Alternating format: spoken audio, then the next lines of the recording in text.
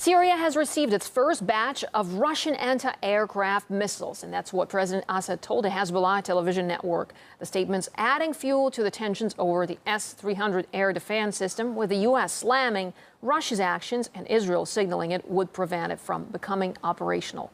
RT's Paul Lear is following international escalation over Syria.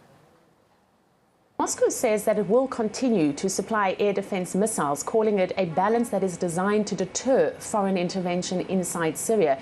The Russian Foreign Ministry says that it will restrain, this is to quote the ministry, some hotheads from escalating the conflict to the international scale. But the United States, as expected, has condemned the sale, while here in Israel, the Israelis are saying that they will act to prevent the S-300 missiles from becoming operational on Syrian soil. The Israeli Defense Minister Moshe Ayalon says that if the missiles reach Syria, and to quote him, Israel will know what to do. At the same time, controversy continues over the lifting of the EU embargo for lethal aid for the rebels inside Syria. Now, as we know, 25 countries voted against it. Only the UK and France pushed for it, with the German Chancellor Angela Merkel saying that her country will never send arms to the militants in Syria despite this lift. Now, in this interview with Hezbollah TV, the Syrian President Bashar Assad says that there are around 100,000 foreign mercenaries who are fighting on the side of the rebels inside Syria. He says that his government will not stand in the way of groups who want to fight for the liberation of the Golan, and he has warned, to quote him from this interview, that the Syrian army will retaliate immediately to another Israeli strike inside Syrian territory.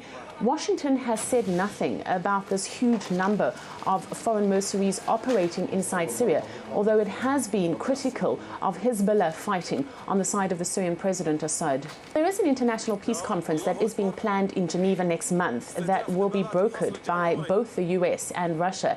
But in the same interview to Hezbollah TV, the Syrian President Assad said that he was not particularly hopeful that anything would come out of this. He did, however, say that Syria will take part, but again that he doesn't expect any kind of big decisions to be made.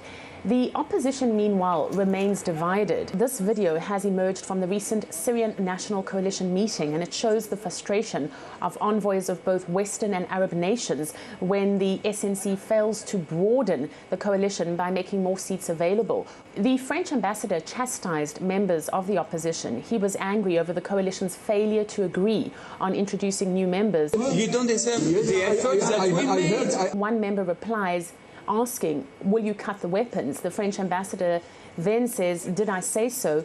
I didn't say that. What it does seem is that the collapse of the talks had a lot to do with the push and pull of various foreign powers jockeying for influence within the coalition.